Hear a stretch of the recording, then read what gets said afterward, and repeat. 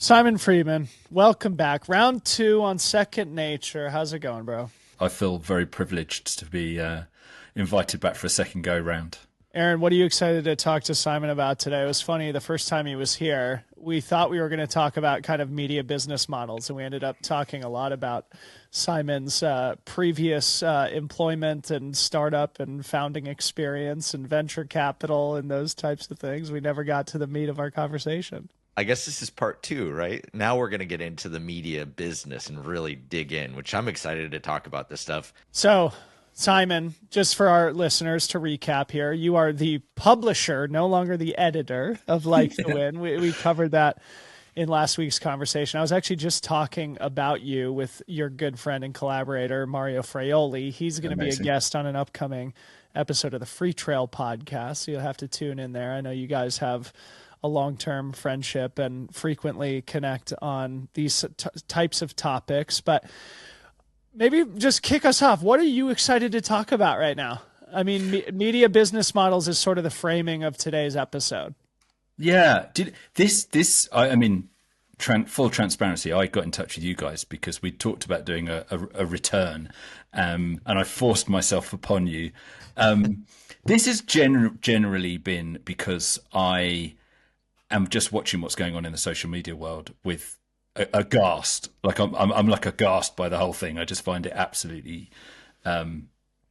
crazy. And as you rightly pointed out, I used to co-own with my wife a business that worked with content creators in the running, cycling, and outdoor space. So we used to do lots of stuff linked to social media channels, and I'm so glad I'm not involved in that anymore. Yeah. It's like so. And my position is hardening around the fact that there are other media models out there than social media. And so just talking to you guys, because I know it's a topic you talk about a lot, I was like, oh, I'd love to get back to that, because I just think it's the everything else except social media stuff that I'm really fascinated by. Okay, this is great. I mean, this is actually something that I've been talking about with other people too. You know, a lot of us, I think, are becoming more and more fatigued with the social media grind and having to stay relevant, having to keep up with the Joneses. It always feels like I'm behind on what everybody else is doing, and then feeling like I need to, in some way, be part of this crazy, loud conversation. And there's a lot, I think, of people that are it's a flight to long form, right? And newsletters, podcasts, YouTube are becoming increasingly popular. But maybe just like from the business model perspective, there's only a couple of different ways that you can really monetize in this space, right? If you're an influencer or if you're a long form creator, usually you're working with brands. Let's start with brands first and what you're seeing as it relates to being able to monetize your audience. Yeah, I mean, this is, the old model for print media was always that it was supported by advertising. Like, that's underpinned it. And if you go way back and you look at like newspapers and things like that, the business model doesn't work without advertising. It's not possible to employ all of the reporters and the photographers and the people required to put out like a daily newspaper without having that underpinned by advertising, because whatever you try and charge your customers, won't be enough within reason, unless people are paying £5 a day for a newspaper. You're never going to achieve the revenue required. So advertising is absolutely necessary. And I think there was for the longest time, basically until about, 20 years ago, there was this sort of understanding that brands were like, well, we know that we need to support these publications, otherwise they'll cease to exist. And publications are like, well, we know that the brands will support us and that they can accept this separation of church and state. Advertising and editorial are two different, all of that model. And I just think that what's happened with social media is it's just torn the whole model up. And we're kind of left with trying to figure out something new from the shreds of what's left. And, like the Wind is in a situation where we have adopted a model that certainly in the running world hasn't existed before. I've never seen it done. We basically borrowed it from the Surfers Journal. And now there's a few other publications I think are trying to do the same sort of thing. But trying to work with brands in a way that is not on an ad sales basis. My first job out of university, not that you'd know it to look at me because of my build, but I used to play rugby. And I played rugby with a guy who I'd finished university and I was broke and I needed a job. And we were talking in the bar after a match and he said, "Oh, I run an ad sales team for a commercial property magazine. Do you want a job?" I thought, yeah, that's for me. So I borrowed my dad's suit and rushed off to an interview and got put on a tele-sales team for classified ads in the commercial property world. Wow. Yeah. And it was an interesting time. And now I look back on it with this sort of through this lens of being the publisher of a magazine. And I think the stress of having basically a floor of a building in East London full of writers, journalists, editors, sub-editors, designers, staff writers, photographers, ancillary staff, all the people that make the business work. And then this little corner full of sort of cretins trying to sell ads. That was me. And the ad sales team were under such enormous pressure.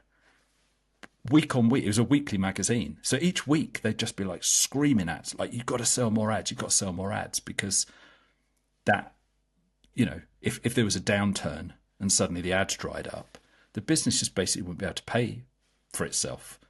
And that was obviously well in advance of the days of social media, where now if you were trying to sell commercial property, I imagine you'd do it all via social media ads, or you'd be tempted to. So yeah, it's just an interesting. We've basically adopted a model where we have 5 brand partners that support the magazine for a year, and that means that my discussions with brands are wrapped up before the 1st of January each year. I remember we talked about that around TRE because we were both like sort of in planning mode and in sales mode. And with Free Trail, we've been lucky to have a lot of long-term partners, as Like the Wind has too. And you said, "Dude, you got to stop. You got to just by November 15th, you got to be done with sales."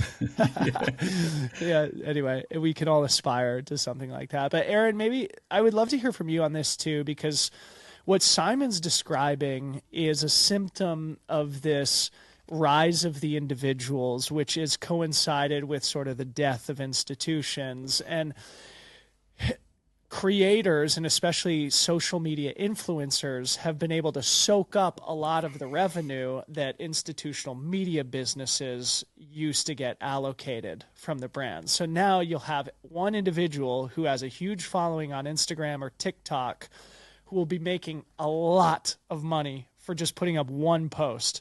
Whereas, a business like Simon's or a business like mine, for example, has to employ a team of people to put out longer form content, which takes more time and effort. And so there's just this really interesting changing of the guard that's happening right now in media and has been for the last decade.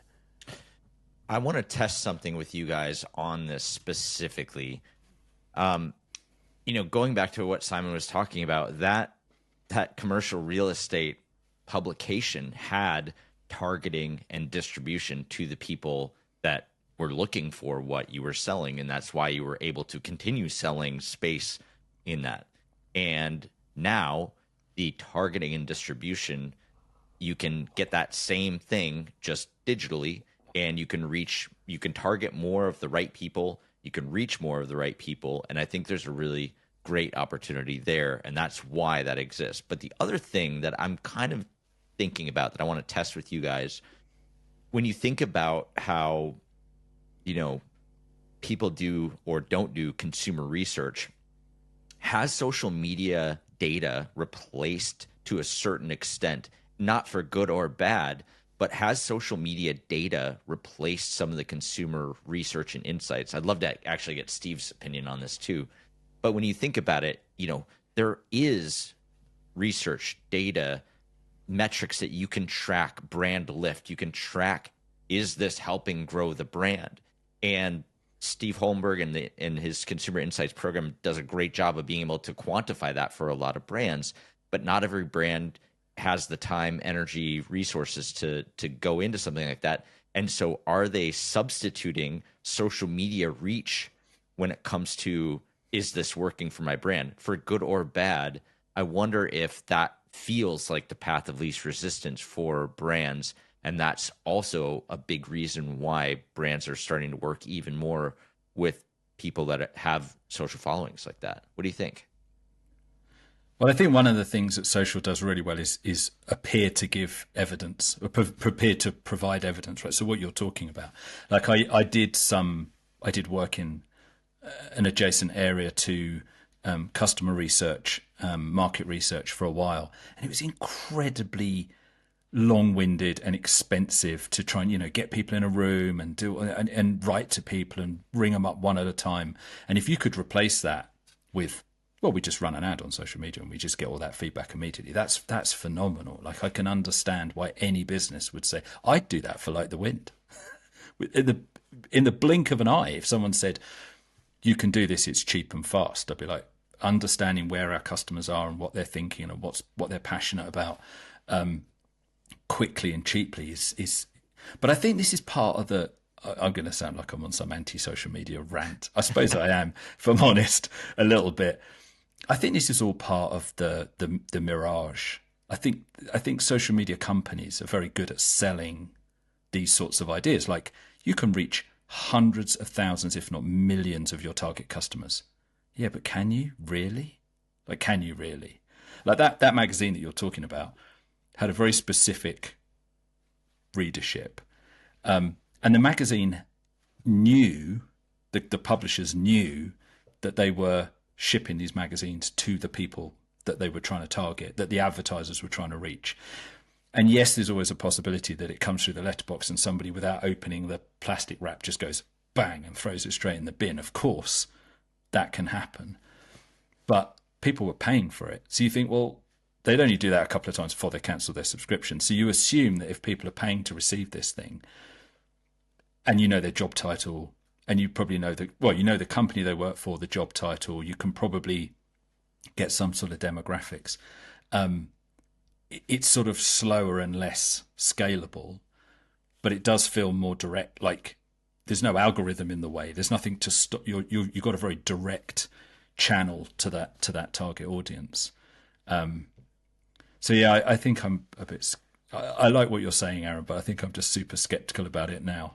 Yeah, well, what we're describing is the conversation that we had with Jonathan Levitt, and the difference between performance marketing and brand marketing. And with these tools that these social platforms have provided to brands to measure the impact, or at least the perceived impact, of their social campaigns, it's a lot easier to then, allocate attribution in the terms of advertising agencies to, that type of media spend. Whereas it's a lot harder for Nike or the North Face or Diadora or New Balance or whatever, whoever's in the pages of Like the Wind, it's a lot harder for that brand to understand, whether or not that advertising is paying off. Right, Simon?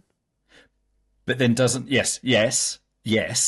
In terms of, if the only goal is selling a pair of trainers, exactly, or selling a jacket, if what you're trying to do is position your brand. So I'm on both sides of the fence, because I'm trying to position Like the Wind, and I'm also trying to provide our brand partners with an opportunity to position their brand. And I think it's almost impossible to position a brand just using social media advertising. And I'm happy for someone to jump in the comments and shout me down.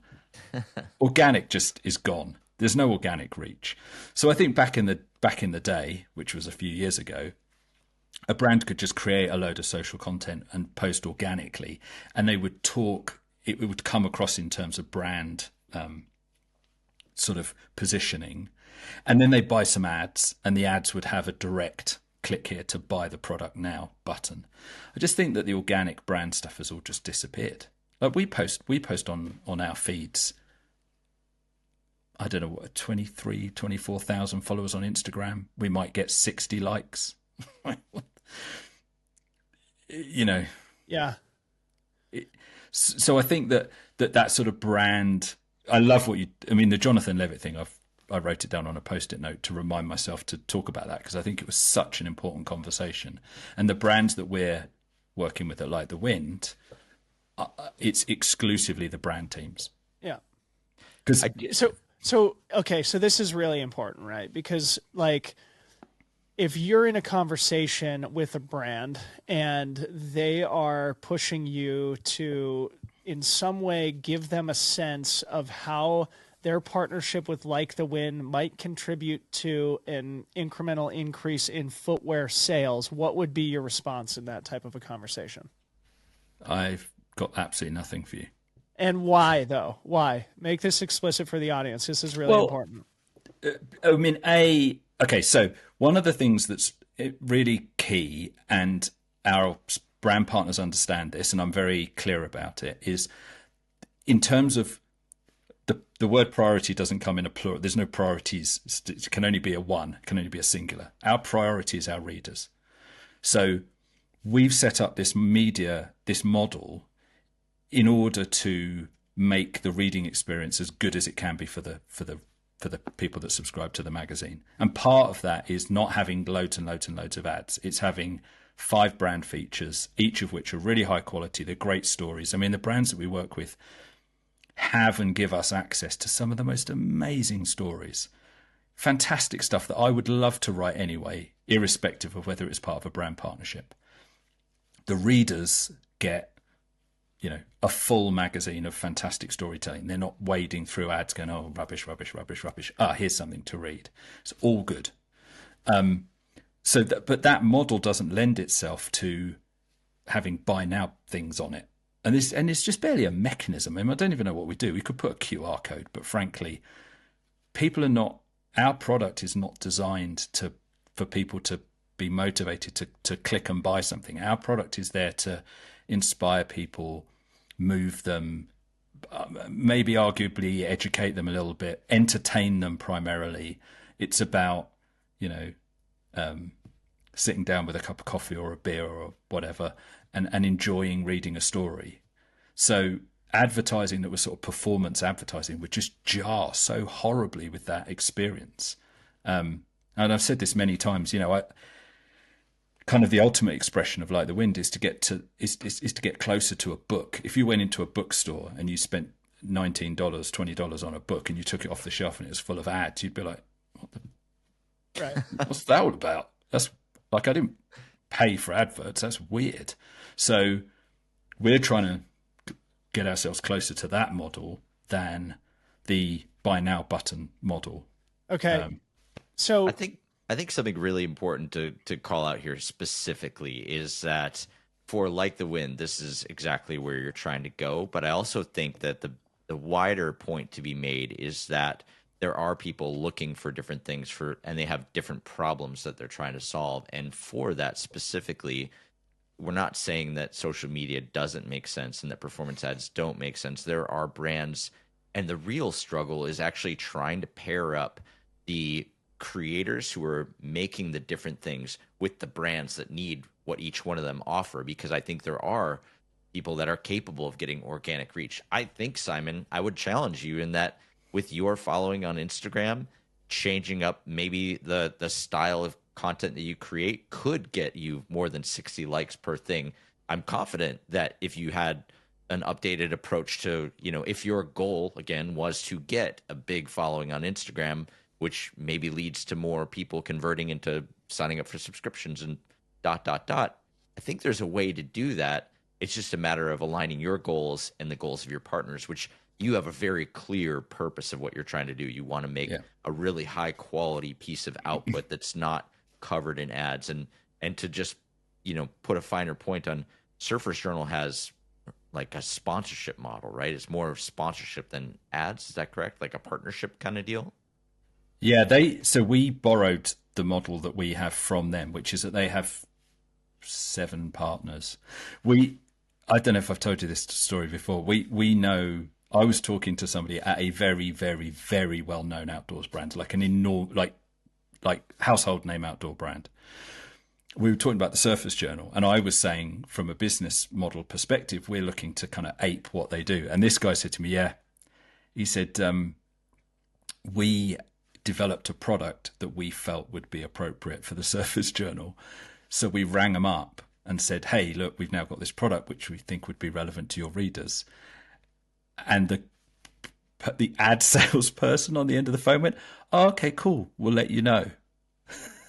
Which was just, I mean, I'm talking household name brand. Like any publisher in the world would just fall over themselves to work with this brand, because they have, I think it's maybe 6 or 7 partners, and they, as far as I understand it, sign up for the year. Now, they don't have advertorials. We give each of the brands that we work with an advertorial. I think in the Surface Journal, it's more just like a double-page spread ad.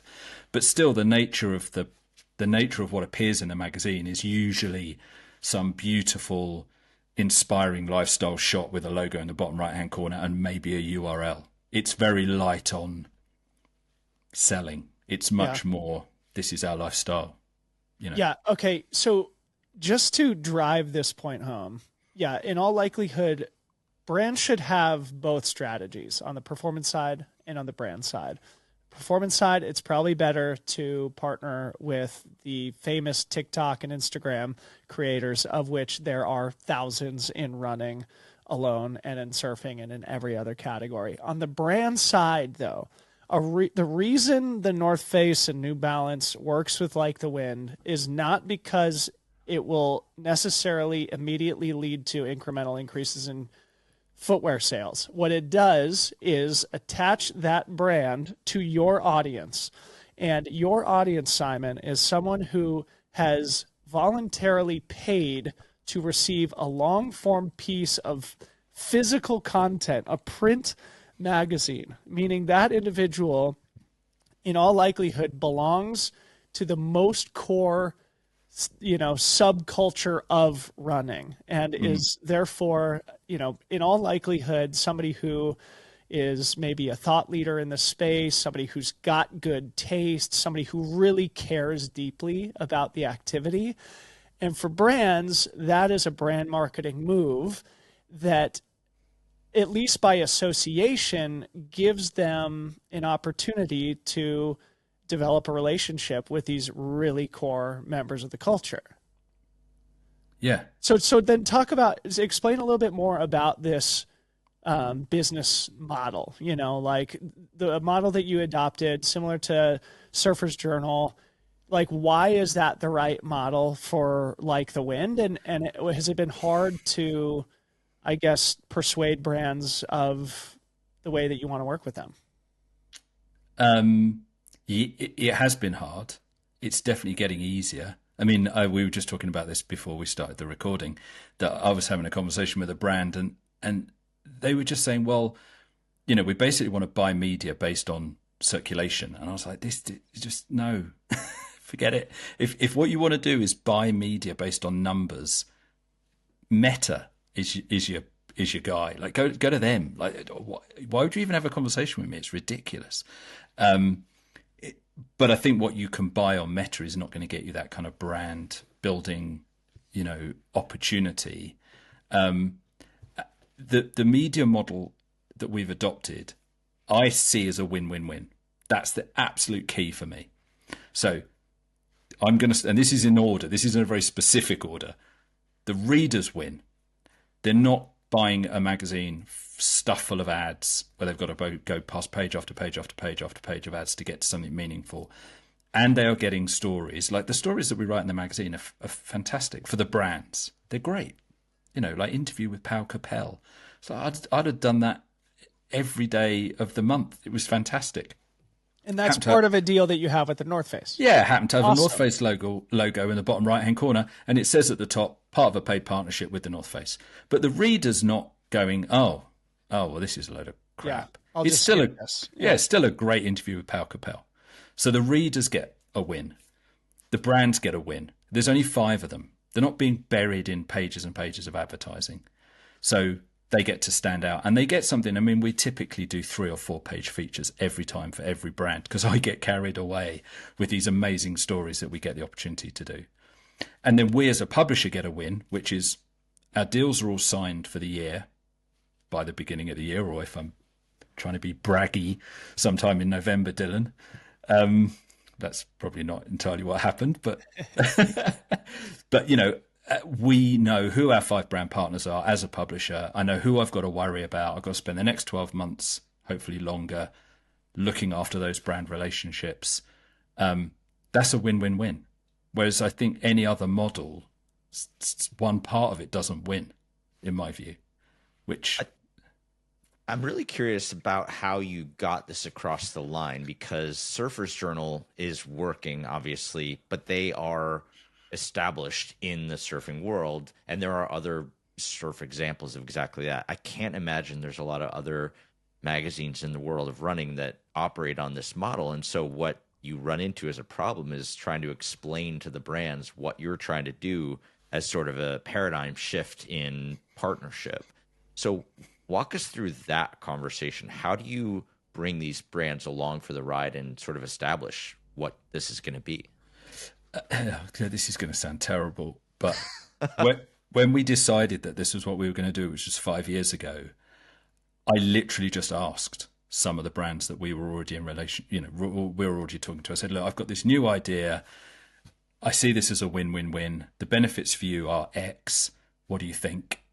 And in 4 cases out of, I don't know how many conversations, maybe 10 conversations, in 4 cases, they said, yeah, sounds good.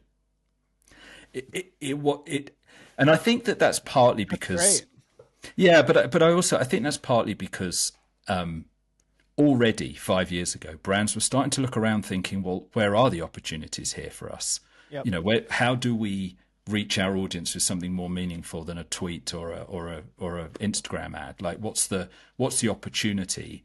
And so I guess I'd like to think that what we did is we came along with a model that they were like, oh yeah, that sounds great. I mean, and it wasn't like you were totally reinventing the product that they were getting.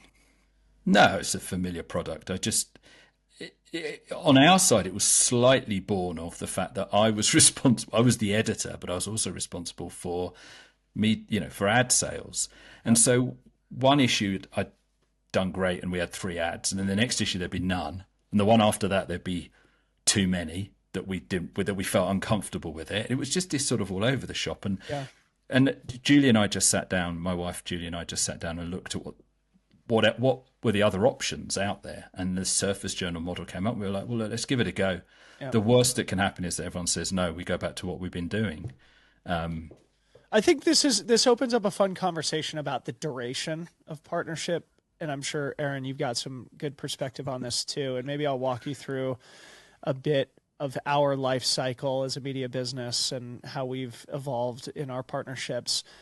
But effectively, where we are now is we require a minimum of like a 6-month commitment to work with us.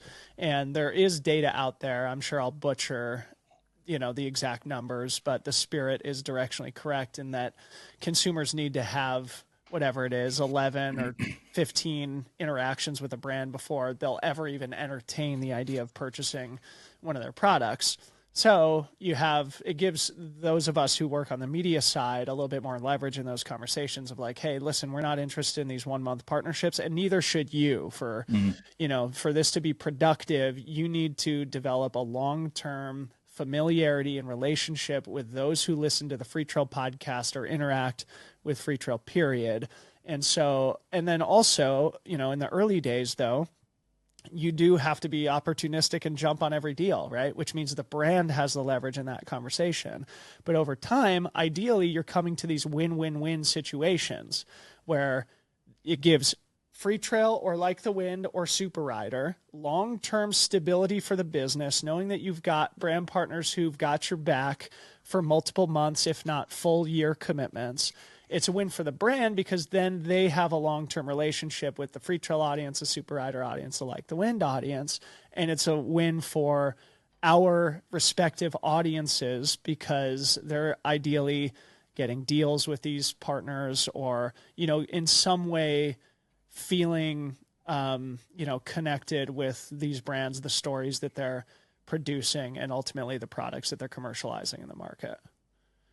Yeah, I totally agree. Lucy, do you want to add to this too? Because I mean, you've worked on both sides of the deal here, and in terms of just like the duration of partnership too, I think that's an important thing for creators in our audience here. Yeah, I think there's some data that says, it doesn't really get interesting until 2 or 3 years into the partnership where you are really identifiable as a member of that brand. And I think the longer you can work with these people, the more time you have to sort of like build out what that partnership looks like. And I completely agree with you.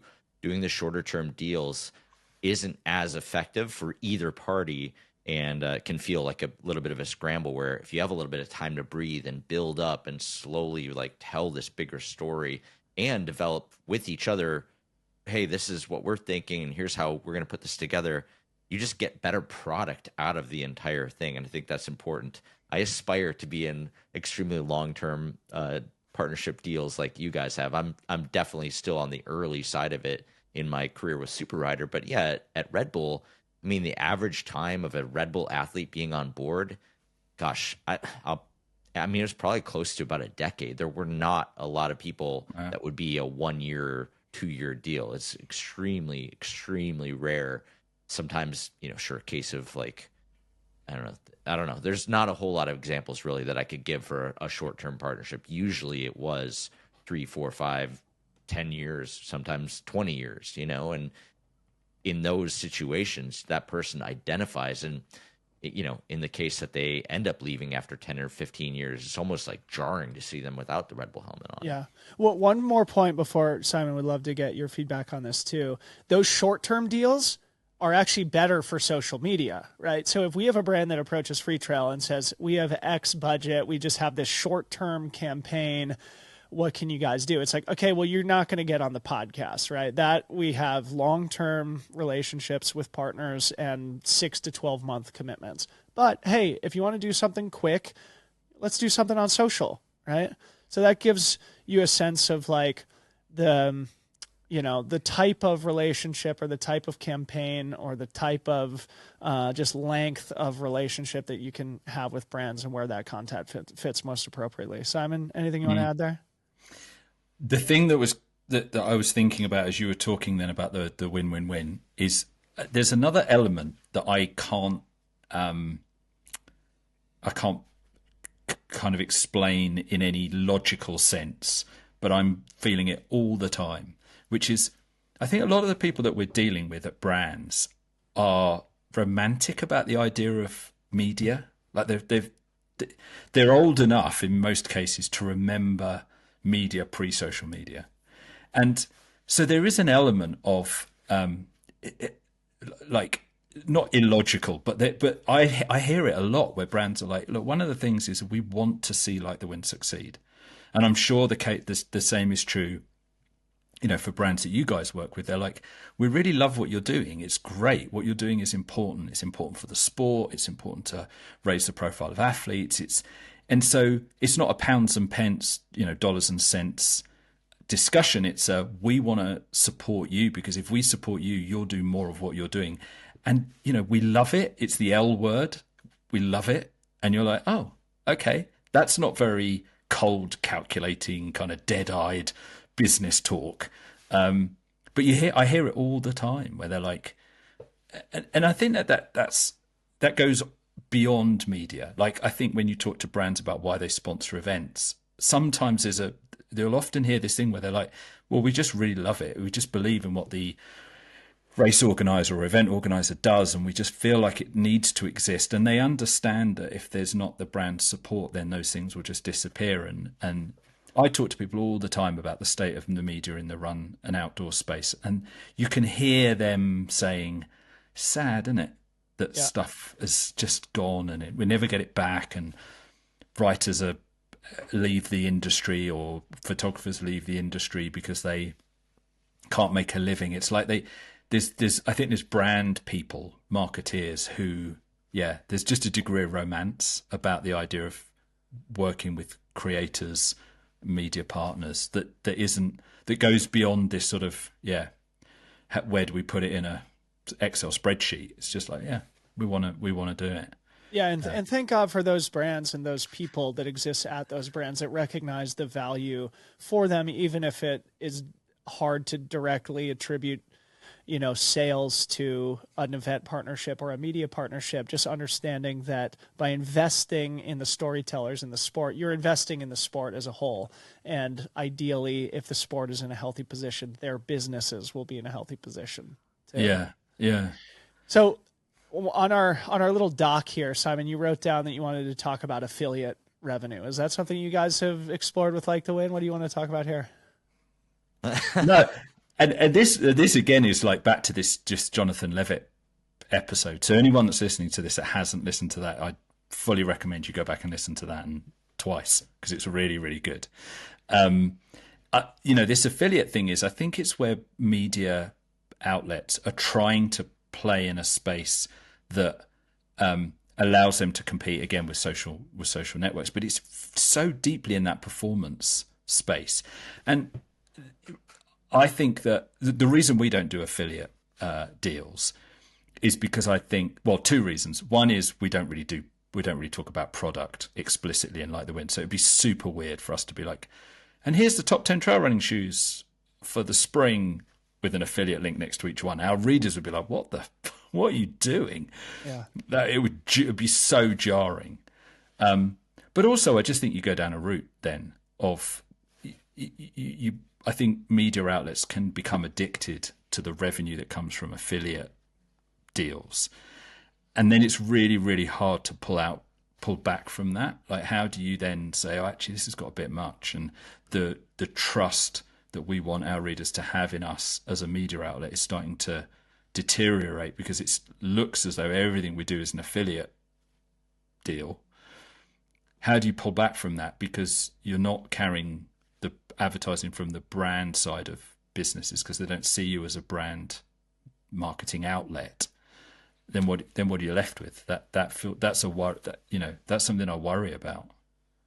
There was when I worked at Aura, our communications team insisted on having an affiliate link, because a lot of the tech websites would not write an article without that, because they were using that affiliate income to subsidize so much of their writing and so much of the work that kind of went into it, which is pretty wild. Like they couldn't even pitch media outlets without offering that up.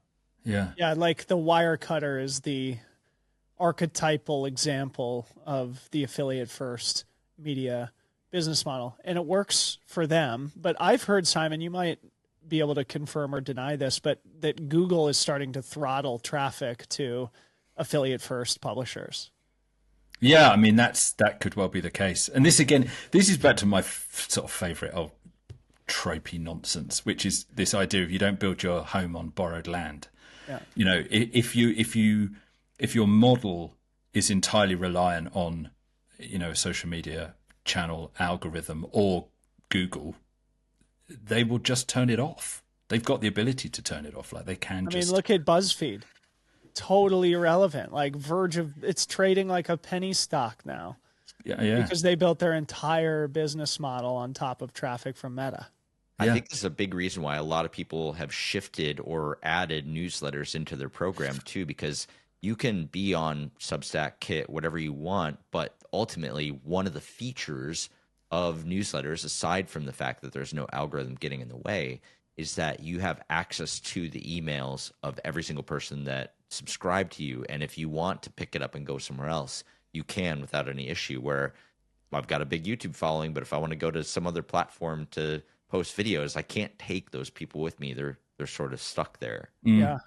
It reminds me of one of my favorite people in the trade media sphere. So a guy named Brian Morrissey, he's got a business called The Rebooting. He's got a podcast under the same name where he talks about the business of media companies. So he's got a media company about building media companies. It's fantastic. And he's got a great quote that is, the best way to make money in media is a lot of different ways, Yeah, which yeah. all three of us can really, understand the profound truth of. So as we cover advertising, subscription, which, at least Simon and I both have exposure to both those avenues of monetization. Affiliate is also an important one. So like from Free Trail's perspective, yeah, we've kicked around the idea of like, should we start doing shoe reviews, right? And so for those who are listening who don't really understand what affiliate revenue is or what affiliate marketing is, it would be, for example, if Free Trail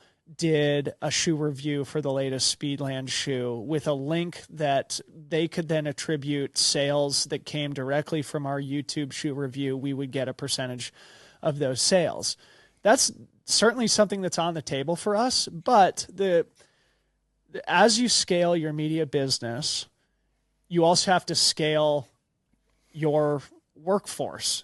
In other words, like, who's going to do that for us? I certainly don't have the time to do shoe reviews at this point. So if we bring in somebody to do shoe reviews, okay, how do we make it worth their while? How do we split up whatever affiliate revenue comes in? How do we forecast how much affiliate revenue we could potentially bring in to evaluate whether we should bring on somebody to do this? Anyway, like, just sort of trying to reinforce the complicated nature of building a sustainable media business. It's good to have exposure to all these different types of revenue generation, but at the end of the day, it is always like a really hard grind. And that's why I really look to businesses like, the Surface Journal, the Mountain Gazette, that have built so much affinity with their audience that it's mostly reader supported, and that brands understand that the readership is so passionate about this publication that they will also chip in with advertising or partnership or sponsorship revenue, whatever we want to call this novel model, which just creates a much healthier media business. Yeah. But to double in on the affiliate side of things, if you did do shoe reviews, you'd probably make more money on the YouTube AdSense than you would on the affiliate, because it's just a percentage or so, maybe 5% on the sales. But yeah, the shoe reviews do typically perform pretty well on YouTube. So you probably would make more from YouTube than you would from whatever outlet is selling the shoes himself.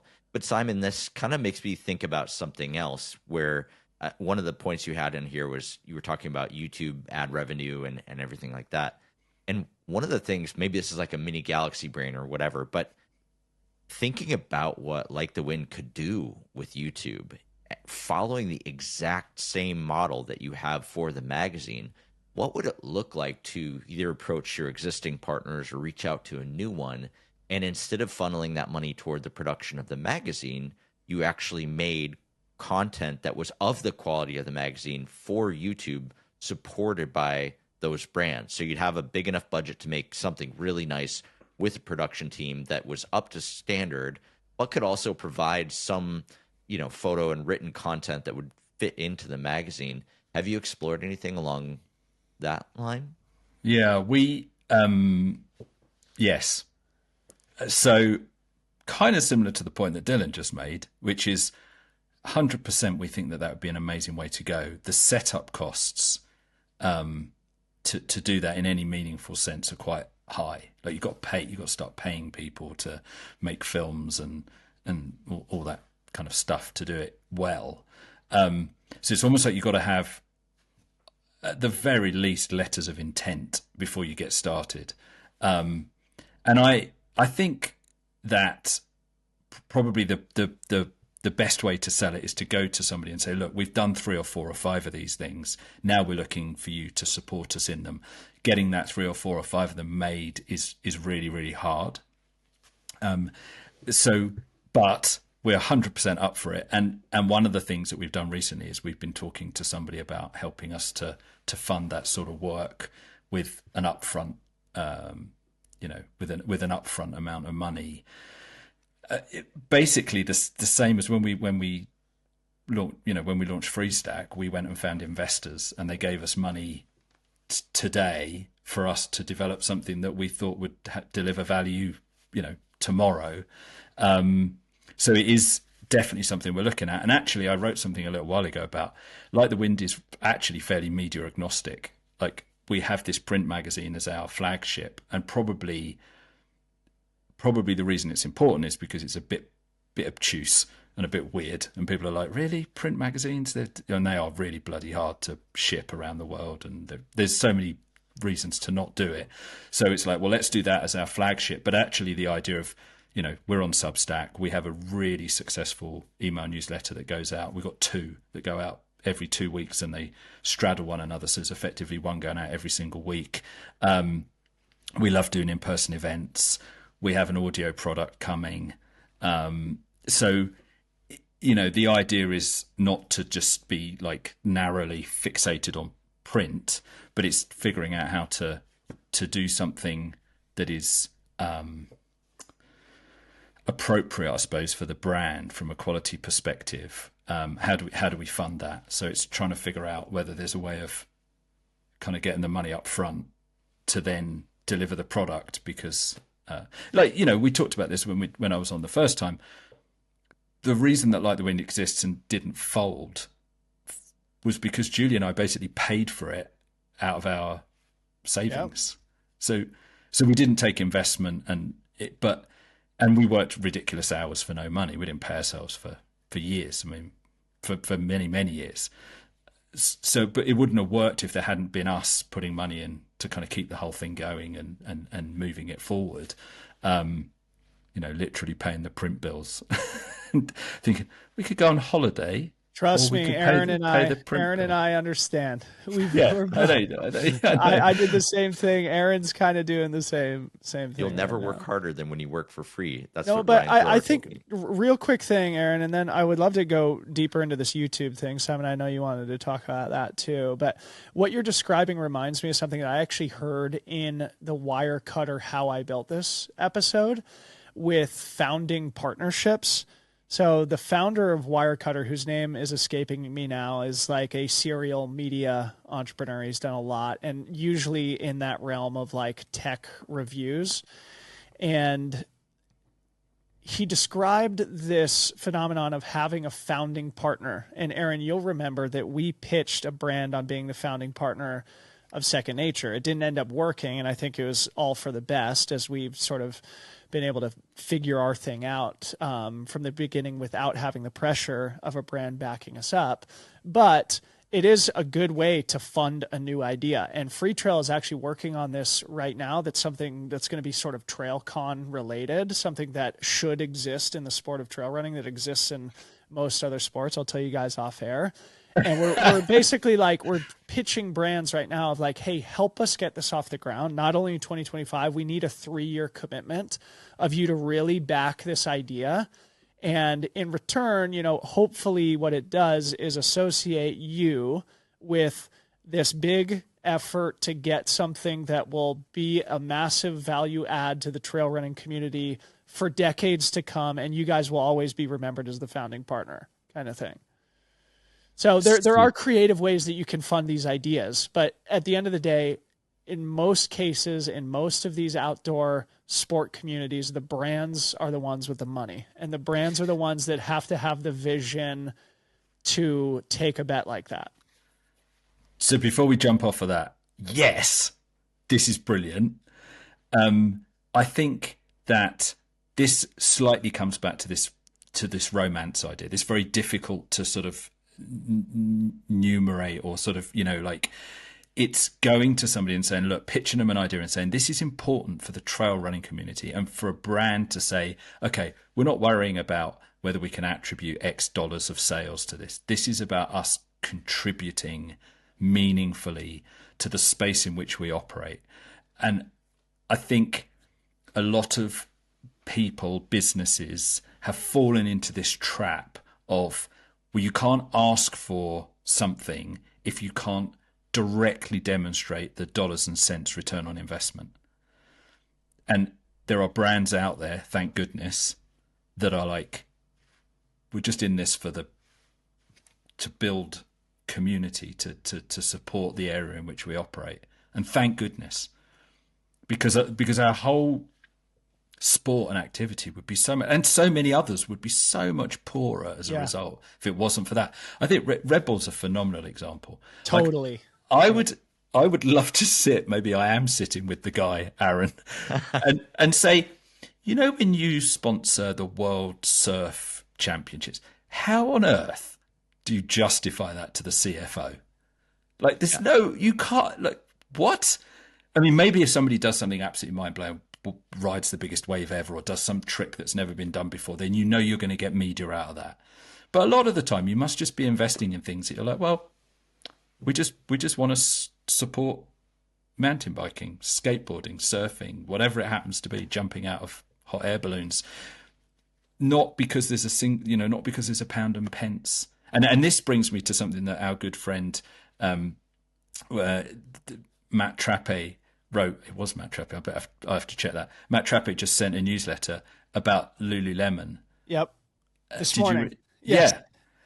And it's the opposite of what we're talking about, which is there was such a big, like, oh my God, this further project is amazing. This is about raising the place of women in the run world. Like, this is mind blowing. And now they've just come out and announced that they're ditching maybe one. Should we jump down this rabbit hole, Lucy? Do you have any idea what Simon's talking about here? I know what he's talking about. Yeah. You know, it's funny. That was like one of our first episodes of Second Nature, wasn't it? It is interesting, though, and it harkens back to conversations we have all the time, Aaron, about like category expansion and, you know, is this a signal that Lulu branching out of their core markets of athleisure and yoga, trying to get into running, the running market isn't immediately accepting the product and the athletes are the casualty or the evidence of that fact? I don't know. We don't need to go down that rabbit hole now.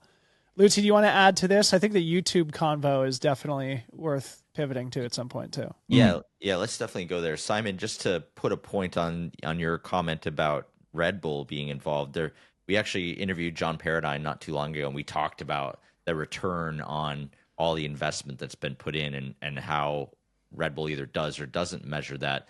I think if you had to measure it, you might actually just look up the earned media that comes out of all these Red Bull projects. Sure. That's not how they do it internally. There is really no discussion about like, what do we get back for this? Because that's the wrong attitude to have in the first place, I think. But it is safe to say that Red Bull is sort of like the Medici family. They are finding artists that they love, and those artists can be, you know, athletic or musical in nature, but they are finding people doing interesting stuff and putting them in a position to be successful. And there's something really cool about that. But surely Red Bull benefits from that when you are tired and you're standing in a convenience store and you see your choices in front of you. People are choosing to do that. But can they measure that? The most famous Red Bull project ever is Red Bull Stratos, where the dude jumped out of space. But you cannot connect a single can sold of Red Bull to that. But did people go out and buy Red Bull? Or did they make the decision to buy a Red Bull in the months, years, decades after that? Probably.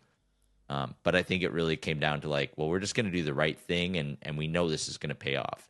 It's difficult to get somebody there because the problem now is that there are formulas for performance marketing, for affiliate marketing, for partnerships, etc. And a lot of people are still trying to fit everything into a formula because they're using that in lieu of measuring brand lift, measuring the stuff that's a little bit harder and trickier and costlier to measure. And, you know, for the right brand, it's the right call, and not every brand needs to do that or wants to do that. And I think there are different people delivering on each one of those. So that's my long-winded how Red Bull measures stuff or doesn't. But Red Bull is the ultimate counterexample to this performance marketing hurricane that has, I think, been the bane of many publishers and media operators in the last 15 years, right?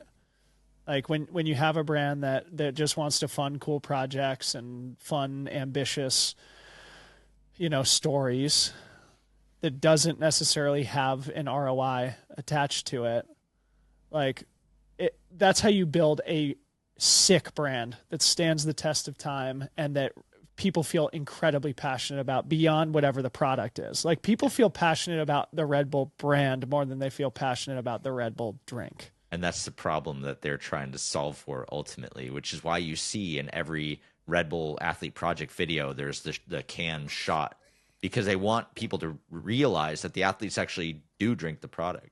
Simon, I'm curious, have you ever heard of Red Bull Content Pool? Yeah. which is I mean, it's more than, but it's a photo.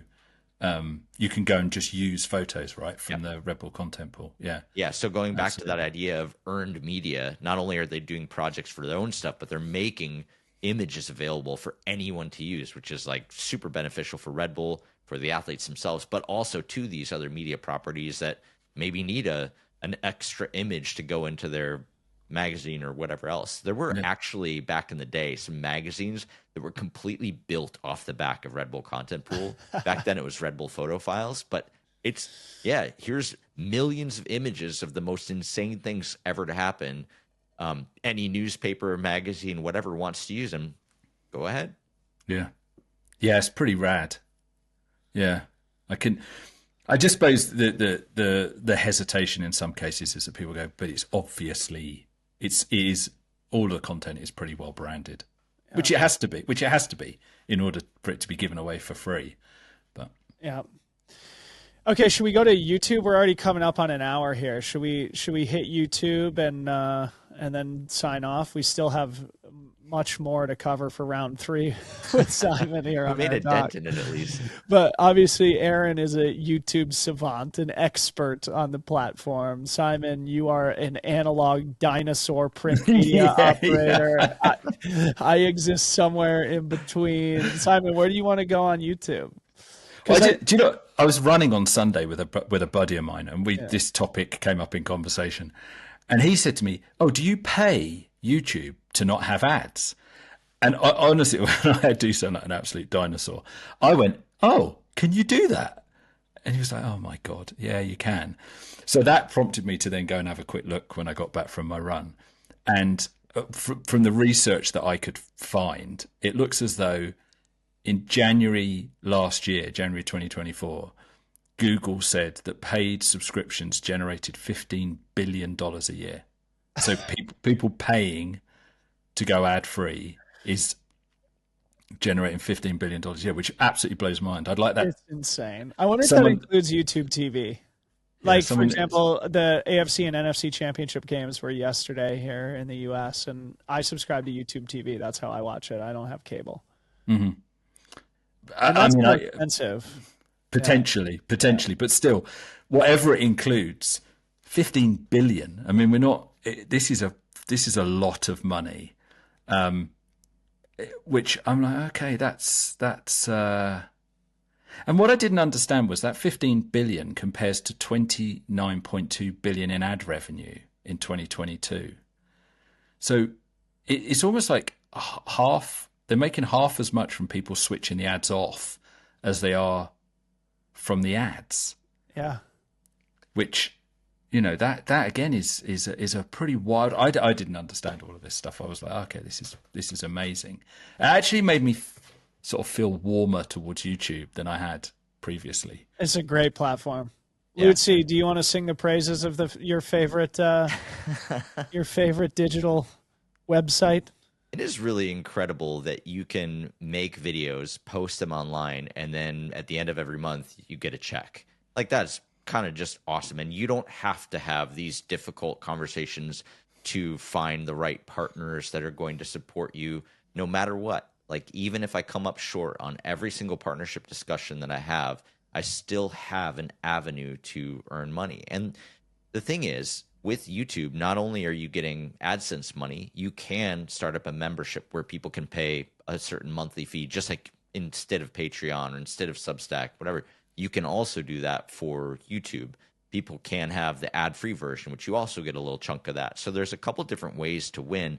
And then if you tie into the affiliate stuff, you can also earn money just passively that way. So there's really a grip of different ways where putting out one video gives you 3, 4, 5 different ways to earn money, while also growing your audience, while also establishing your platform, while also getting them to go to your Instagram or your Substack or whatever else. So it's more than just like putting out a video. It's empire building at its finest. By putting out this one video, you have the opportunity to reach as many people and also educate them on the other things that you offer up. So God. I'm bullish, obviously. I need to get better at YouTube. I've got so many questions. I have so many questions. So, Aaron, do you believe, because I don't think we'll ever know empirically, but do you believe that the reach and therefore earning potential of your videos, of anyone's videos, is directly linked to the quality of the videos?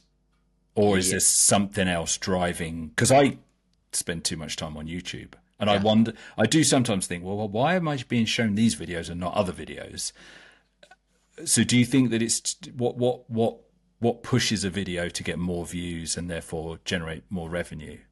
The thing that pushes videos to grow and to get visibility is the title and thumbnail more than anything else. You have to have quality content once people do click on, because the average watch time of the video plays a big role in that too. If you think about it, when you go through Instagram, YouTube, whatever, the more people are interacting with something and the more likely they are to share it. YouTube and Instagram are just echoing that. If someone is seeing your video and shares it with somebody or likes it or comments on it, that means that they care enough about it to do an action. And that signals to YouTube, hey, people like this, people care about this, people care enough about this to make an action. Probably more people are going to want to see this. We should make sure that it appears in front of more people. And then you get this exponential effect of more people seeing it, engaging with it, causing action, et cetera, et cetera. And I think that happens on both platforms.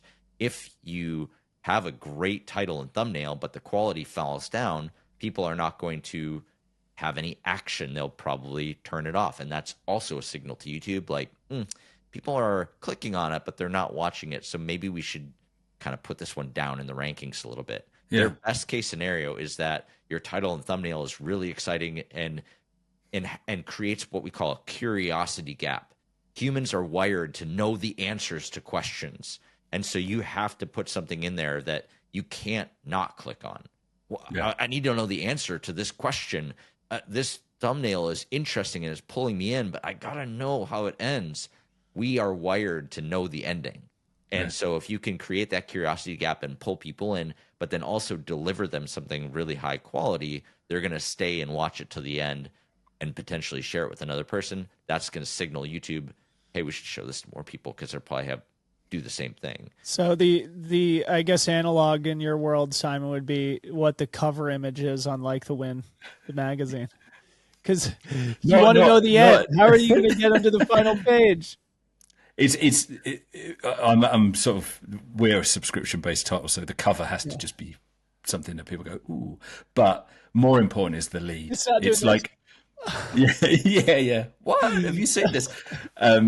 It's the lead in a story, and very often the job as editors is we get a piece and we go, this is a great story, but the lead needs sharpening, because you've got to get somebody in the first, two sentences. Same exact thing. So, I know we're overrunning, but I'm just going to keep going because I'm super fascinated with this, and Aaron's passionate. I love it. Is because I think a lot of the social media algorithms are driven by controversy more than creativity, is my view.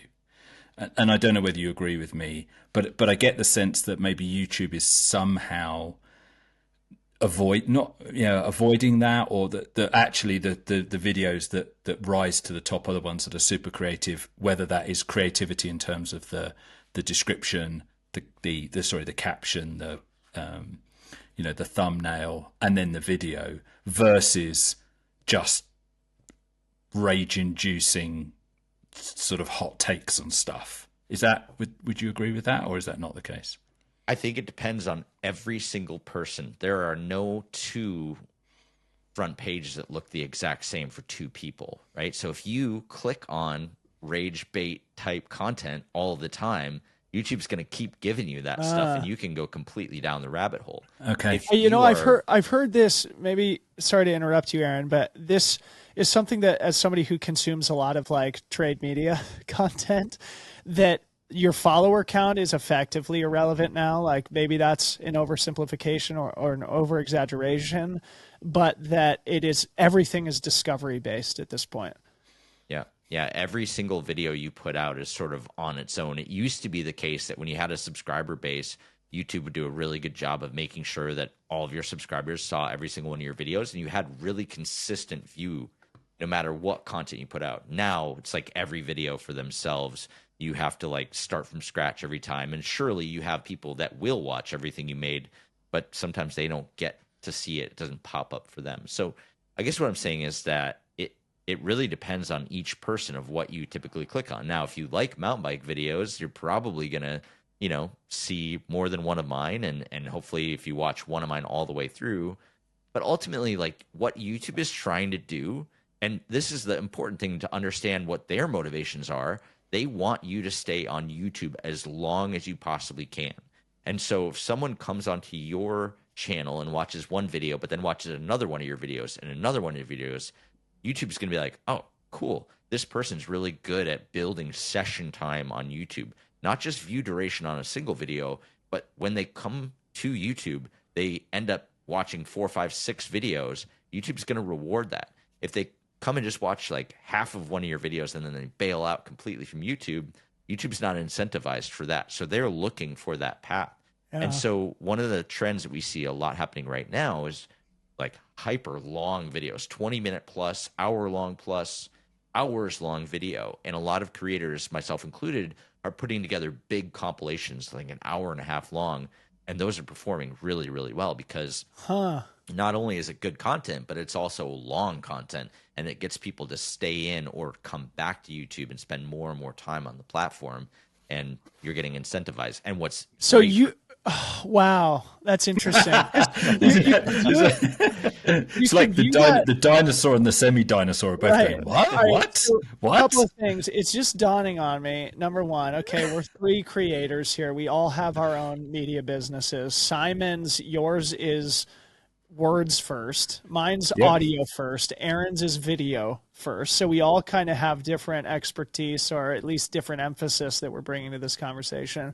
But what you just mentioned, Aaron, it seems like it could be a symptom of 2 different things happening simultaneously. One, people are just totally burnt out on this short form TikTok, Instagram Reels world. Hey, I want to sit down and watch something for an hour, right? Simultaneously, it could be the platform itself, YouTube. Like, how can I get Dylan to sit here for longer? Let's just give him a longer video to watch, right? So I don't know. It's hard to I guess totally understand like why that content is becoming more popular. Maybe it's a little bit of both. ooh, there's 2 things I really want to say. And then Simon, I'll let you jump in. Okay, yeah. Okay, number one, Dylan, you talked about how you have YouTube TV, and Yeah. that's what you're spending a lot of time on because you don't have cable or whatever. A lot of people are switching to exactly that format. And so people want to have this lean back viewing where they can put something on and not have to keep changing it every couple minutes. They can put on a 10, 20, 30, an hour long piece of content and sit back and watch it. They want to watch longer stuff with their favorite people because they're watching it on a TV, not necessarily on their phone. And that is a behavior that has changed over the last couple of years because for a long time, there's a big shift from desktop viewing to mobile viewing. Now it's going from mobile to TV, which is sort of an interesting way that it's gone. So that's very important in terms of why longer content is performing well. We're seeing that in a lot of pieces of content that I'm specifically putting out. The other thing that I want to call up is there's a really interesting discussion happening in the Second Nature Slack channel right now. We did a discussion with Christian Pepper a couple episodes back, and a lot of people are trying to figure out, like, well, where does short form fit into this whole thing? Do we need short form anymore? What's the purpose of it? And I think, TikTok, Instagram Reels, YouTube Shorts, that's what we're kind of talking about. Is this necessary? Is it important? And I think it is still extremely important. And just because you make long form content, I still think that there's a place for short form content, but you need to carry over the essence of your long form content in those short pieces. Yeah, it's really hard to get a point across in 30 seconds when you're used to making 30-minute videos. But can you use this as a lever to get people to the long form content? Can you use it as a way to introduce them to your channel? I think it's still an extremely important thing to at least increase the surface area for your storytelling. Can you get out in front of a different audience and make them aware of the level of content you're making? I wouldn't count out short form content anytime soon. Yeah, no doubt. My natural optimist in all of this I'm so excited by this because what you were talking about, like what YouTube's motivation is to keep people on the channel for as long as possible, because then they get to serve them more ads and that's how they make their money. $15 billion is coming from people who are not seeing any ads. So I'm like, well, hold on a second. There is another incentive here. YouTube is incentivized to help creators like you, Aaron, to produce really, really good long form content. Because if I'm already paying YouTube to not see ads, it doesn't matter from an ad view perspective whether I'm on the channel for a minute or an hour, right? Because they've got my money already. If I choose to not spend time on the channel, the problem is they don't want to lose. I'm guessing they don't want to lose that 15. I'd love to know the trend of whether that 15 billion is on the rise or not. I suspect it's on the rise. And if it is, then YouTube wants really, really good long form content that people are going to, as you say, put on their TV and watch for an hour and continue to pay the, the ad-free subscription.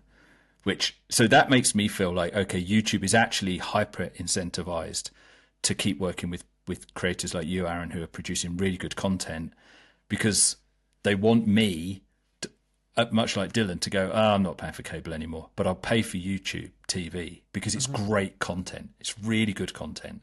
And it's worth an hour of my time. And then the ad conversation's gone out the window because I'm not seeing the ads. I'm paying for it. Yeah, does that make sense? It's almost like a crowd-funded Netflix, if you think about it. Netflix, if they want to make exactly what it is. If they want to make Squid Game, that's like tens of millions of dollars. Versus, I make a video that gets 300,000 views, and that costs them $1,000. Like in terms of cost them $1,000 in terms of what they pay you as a creator, and they would have made $1,000 off that too. Actually, more. It's like a 60-40 split. So like they actually made money off of me putting it out no matter what, versus having to pay in and hope that something performs. For every Squid Games, think about how many pieces on Netflix that you just scroll over and you don't watch. That still costs them a ton of money to make. Yeah. Whereas 100%. YouTube's model, they're incentivizing a lot of creators that are getting 1,000 views per video or whatever, but they're also incentivizing creators that are getting millions of views per video and are making really high quality Netflix level content. Yeah. Interesting. Sorry, I'm just looking up the Netflix earnings because those were just announced, and it's crazy. Netflix tops 300 million subscribers. So obviously, like, we're singing the praises of YouTube here, but both YouTube and Netflix are signaling a paradigm shift in how people are consuming video content. Both are obviously dominant in their niches, YouTube being, as Aaron described, sort of a crowd-funded Netflix, and Netflix being, I guess, more of the studio quality professional style production value with things like Squid Games and others. But Comcast or these broadband network businesses are dead.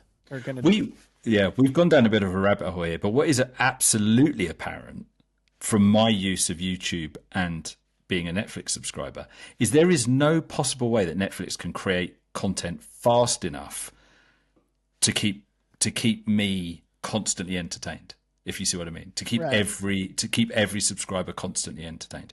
So I haven't cancelled our Netflix subscription just because I'm lazy and I haven't done it. But I go on there most times now. I go, oh, yeah, watch that. Don't want to watch that. Oh, okay. And then I just switch it off and read a book.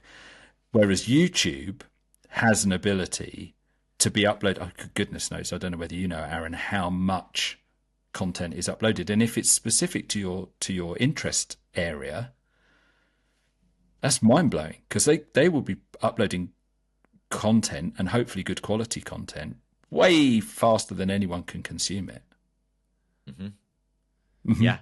The opportunity for everyone, both viewer and creator, is insane. I mean, and I've got to wonder, will Netflix start inviting more creators to produce stuff for them and figure out some sort of model? There have been scenarios. I mean, look at Amazon Prime just did the Beast Games thing. So Mr. Beast, obviously the biggest creator or one of the biggest creators on YouTube, got hundreds of millions of dollars to come over to Amazon Prime to produce a series. And guess what? It absolutely smashed all of their records. So what does that look like where Netflix, Disney Plus, Amazon Prime just start cherry picking the best YouTubers? Dude, I have a theory on this. Podcasts are the bridge here. So if I'm Netflix, they own the 1 hour comedy special, right? Who are the most popular podcasters on the planet? Comedians. Yeah. Joe Rogan, Tom Segura, Theo Vaughn. Like, these people are cultural phenomenons, right? Instead of Spotify paying Rogan for exclusivity, it should have been Netflix paying Rogan for exclusivity. Package that with his 1 hour specials that come out every 12 or 24 months or whatever. You already have the built-in monopoly on, like Netflix is known as the place you go for comedy. Like if you like comedy, you pay for Netflix subscription. But, your point on Mr. Beast, Aaron, is so true, and it's representative of this institutions to individuals, right? Like Mr. Beast made a massive difference in Amazon's business. Amazon is one of the largest businesses on the planet, and they needed a single individual, the power of a single individual coming to their platform to legitimize them as a streaming service. It's a wild moment we're living in right now. And I feel like podcasts, as more and more people are actually sitting and watching them, like that might be the bridge for some of these streaming services to get a foothold with consistent viewership, And in these streaming wars, it's incredibly competitive between Disney and Netflix and Amazon and Apple TV, like YouTube TV, etc. Guys, I got to run pretty soon. Do we have a BPC that we want to get to? This has been a fascinating freaking episode. I wrote mine down. Okay. Come prepared. Would you want to do BPC? You got one, Aaron? Let's do it, yeah. Okay. Aaron, you go first. Okay. Well, this is sort of related to the discussion we've been having. It's definitely more creator forward. There's a book that just came out. It's called Sponsor Magnet. Justin Welsh is probably one of the best sponsorship coaches on the internet for creators. And I just got this book. I'm only like a chapter or two in, but I've listened to this dude on a billion podcasts. And the way that he kind of frames stuff up is interesting. What I think is also worthwhile is that even if you're not a creator, maybe you work at a brand, I would imagine that it's probably extremely useful to also read this book so that you understand the conversation, because he certainly puts it forward from a creator, an event producer, kind of inbound person. But I also think it's important to understand both sides of the conversation. So even if you're not a creator and you work at a brand, I think this book is definitely worth reading. I'm just getting started on it, but I feel confident enough to recommend it in a BPC because I've seen enough of this guy's output to know that it's going to be legit. So Sponsor Magnet, Justin Welsh. I follow him on Twitter, but I haven't consumed enough of his longer form material. I got to queue up some podcasts with Justin Welsh. Simon, you go next.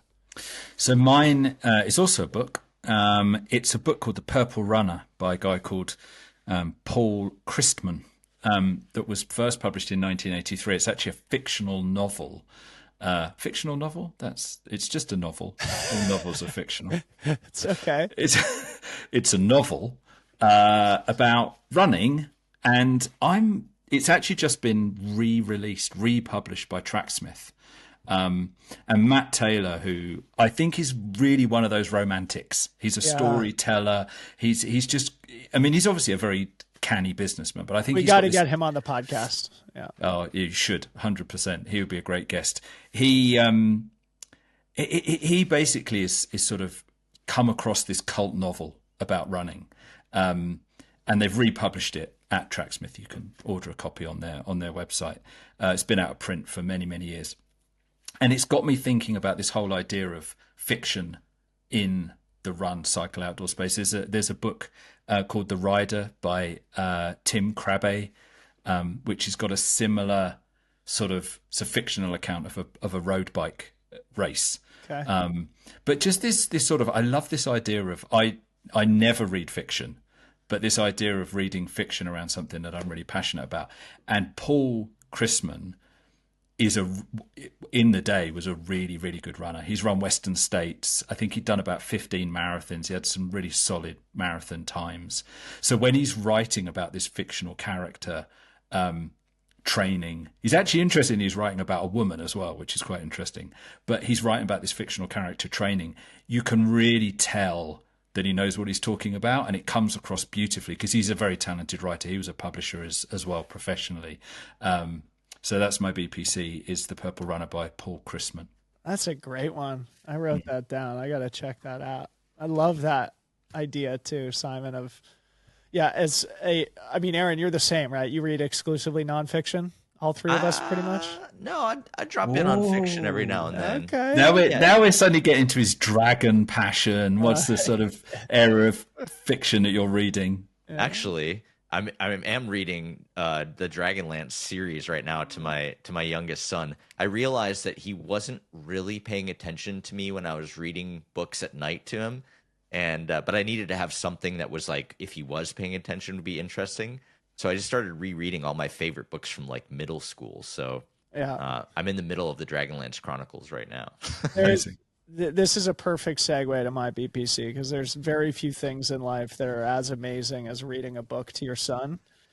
And my BPC is American tackle football. Simon, have you ever heard of the NFL? Yeah, of course. Have you ever heard of professional football? Yeah, American football, you mean? Tackle football, yes. The real kind of football. Where they bang into each other. And, yeah, right. Yeah. I just have to say, as somebody who laid on the couch and watched a lot of football yesterday, both the AFC and NFC championships, American tackle football, I mean, there's nothing like it from a spectator perspective, especially as we get deep in the season. It's so exciting. These athletes are absolutely incredible. We had Patrick Mahomes going up against Josh Allen, two of the best players in the league. And like Aaron, I laid on the couch with my 2.5-year-old son, and it was absolute heaven. Just pure Americana to its core. Nothing like laying on a couch watching tackle football with your son. That's my good product this week. Absolutely amazing. That's fantastic. Product. If it's good enough for Taylor Swift, it's good enough for me. Oh, boys, that was amazing. I loved that one. That was so good. I feel like there was a bunch of like tactical, or at least informative stuff for people who are working in the creative fields here. There's a lot we didn't get to, Simon. I think we could go long form just on the subject of subscription. I think also like freelancers in the space, writers, photographers. There's more that we'll cover in round 3, but that was fantastic. Yeah. I think it's a really interesting topic, and you guys are doing a great job of covering it, because it is important. Like, I'm a romantic. I'm like, this sport that we do is, or all of the things that we do are just so integrally linked to storytelling. And if the storytelling disappears, it all just becomes so much less valuable, I think. Yeah. Hell yeah. All right. To our listeners, go subscribe to Like the Wind magazine. I'm sure our boy Aaron Lutzi will put a link in the show notes of today's episode. Make sure you follow Simon and Like the Wind on all your favorite social media feeds. And also follow your friends here at Second Nature. For Simon, Aaron, did you have any closing comments here? Don't forget to follow us on YouTube. Follow us on YouTube. Hey, leave a comment. If you made it this far, leave a comment in YouTube so that we can give you a shout out in the next episode. How about that? Yeah. Simon Freeman, Aaron Lutzi, I'm Debo. See you guys next time.